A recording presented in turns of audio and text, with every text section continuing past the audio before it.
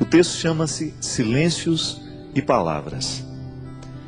Na palavra, a comunicação se realiza. No silêncio, ela se completa. Pois a compreensão se concretiza a partir do silêncio. Há poder em ambos e a sabedoria é usar bem esses dois tempos da comunicação. Dentro de uma composição, as pausas são tão importantes quanto os sons. Uma boa orquestra é aquela que executa bem as dinâmicas das pausas e das continuidades. Mesmo no silêncio da pausa, a canção continua. Não diga as coisas com pressa. Mais vale um silêncio certo que uma palavra errada. O poeta mineiro Carlos Drummond de Andrade recomendava aos poetas: convive com os teus poemas antes de escrevê-los. Tem paciência se obscuros, calma se te provocam. Espera que cada um se realize e consuma com seu poder de palavra e seu poder de silêncio. A recomendação do poeta é sábia e pertinente.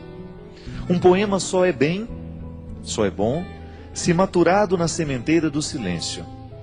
Antes de se tornar palavra, a poesia é experiência de vida silenciosa. Os artistas sabem disso, e nós precisamos aprender.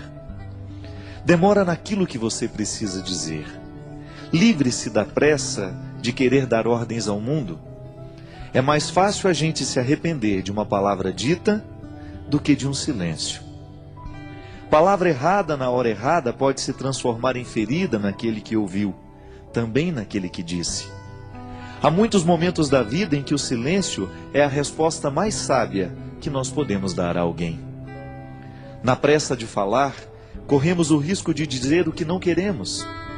E diante de tudo o que foi dito, nem sempre temos a possibilidade de consertar o erro. Palavras erradas costumam machucar para o resto da vida. Já os silêncios certos, esses possuem o dom de consertar. Por isso, prepara bem a palavra que será dita. Palavras apressadas não combinam com sabedoria. Os sábios sempre preferem o silêncio. E nos seus poucos dizeres está condensada uma fonte inesgotável de sabedoria. Não caia na tentação do discurso banal, da explicação simplória. Queira a profundidade da fala que nos pede calma. Calma para dizer, calma para ouvir. Uma regra interessante para que tenhamos uma boa compreensão de um texto é justamente a calma. Só assim podemos adentrar nos significados que o autor quis sugerir e, consequentemente, mergulhar no mistério do seu texto. Leituras apressadas podem fomentar equívocos. E equívoco é uma espécie de desentendimento entre o que escreve e aquele que lê. É uma forma de obstáculo para a compreensão da linguagem. Na comunicação verbal cotidiana, isso sempre acontece. Dizemos e não somos compreendidos. Diante do impasse, duas realidades são possíveis: ou alguém disse com pressa, ou alguém escutou sem atenção. Dizer e ouvir requerem silêncio. Só diz bem aquele que pensou antes no que iria dizer, e ouve melhor aquele que se calou para escutar. A regra é simples, mas exigente. Por isso hoje, neste tempo de palavras muitas, queiramos a beleza dos silêncios poucos. Eu sei que muitas vezes nós somos vítimas das palavras malditas. Não são poucas as vezes em que palavras malditas chegam até os nossos ouvidos. Uma palavra pode ser maldita por causa do conteúdo que ela tem, ou então por causa da forma. Hoje eu estava lendo um texto, coincidentemente, falando da música das palavras. E o escritor estava dizendo que para cada palavra há uma música diferente que nós podemos colocar nela. De maneira que você pode dizer uma coisa muito dura a alguém, mas você colocar uma música que faça bem ao ouvido de quem escuta. Então a pessoa escuta aquela palavra dura, mas com uma música bonita. Talvez tenha sido isso que Jesus soube fazer o tempo todo. Jesus dizia coisas muito duras, mas a música das palavras de Jesus era extremamente sedutora. Porque ele sabia muito bem que não adiantava dizer as coisas sem musicalidade. Não adianta nada a gente dizer as coisas com braveza. Não. A gente será muito mais bem entendido se a gente buscar uma música suave para colocar a palavra dura. Você experimenta isso na sua vida todos os dias. Quando você precisa dizer alguma coisa de muito sério aos seus filhos, e às vezes você não sabe nem por onde começar porque você tem medo do conteúdo que você vai dizer. O conteúdo é duro, é de exigência. E os nossos filhos não estão muito acostumados a serem exigidos. Eles entraram nesta mística do mundo de hoje, nesta tendência do mundo de hoje, de que tudo tem que ser muito simples, tudo tem que ser muito fácil e rápido. E educar os filhos muitas vezes requer um discurso duro, exigente. Então você vai descobrir junto de Jesus que é possível dizer coisas duras com musicalidades atraentes. É isso que fazia com que as pessoas parassem para prestar atenção no que Jesus tinha a propor. O reino de Deus que Jesus propunha não era coisa fácil, não era coisa simples. Dá trabalho construir o reino. Mas ele construía de um jeito tão terno que as pessoas esqueciam a dureza da palavra e se prendiam na música que envolvia aquela palavra.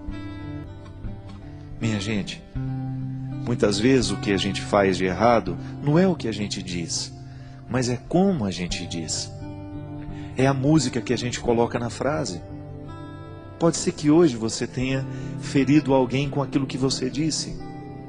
Pode ser que hoje você tenha sido ferido por alguém com aquilo que você disse.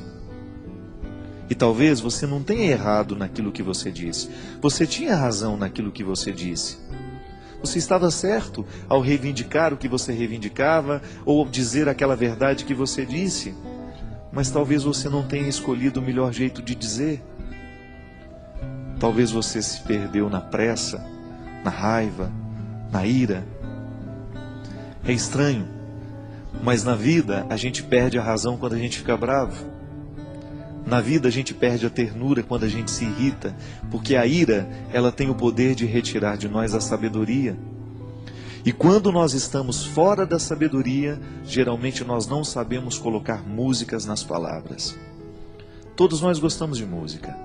Todos nós gostamos de ouvir aquilo que entrou um dia dentro do nosso coração, nos fez bem. Por quê? A palavra veio com música, ela não veio sozinha. O intérprete colocou naquela palavra uma intenção tão bonita que você de fato acreditou naquilo que ele estava cantando. Uma canção bem interpretada, ela expressa todo o poder de verdade que o compositor quis dar. Mas aquele que interpreta, o bom intérprete, ele faz a canção se tornar ainda mais verdadeira do que quando nasceu da mão do compositor. Porque ele soube colocar a intenção da voz. Eu, quando dava aula na faculdade de teologia, lá na faculdade leoniana, eu sempre dizia para os meus alunos que seriam padres um dia: olha, cuidado para você não ficar com um tom de voz, um jeito de falar igual a todo mundo. Busque a melodia das palavras. Busque o seu jeito de dizer. E que o seu jeito de dizer as verdades evangélicas, que o seu jeito de ensinar o evangelho, a palavra de Jesus, as coisas boas da vida, estejam de acordo com aquilo que você verdadeiramente acredita em e identifica neste mundo como ternura. A palavra pode ser dura, mas a música que envolve a palavra não precisa ser. Porque aí você vai ter um poder de convencer muito maior do que se você estivesse usando a palavra dura com uma capa, uma armadura. Não.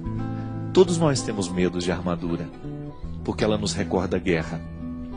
E às vezes, ao invés de colocar melodia, música na nossa palavra, a gente coloca armadura. E aí a gente assusta aquele que nos escuta, a gente machuca aquele que nos escutou.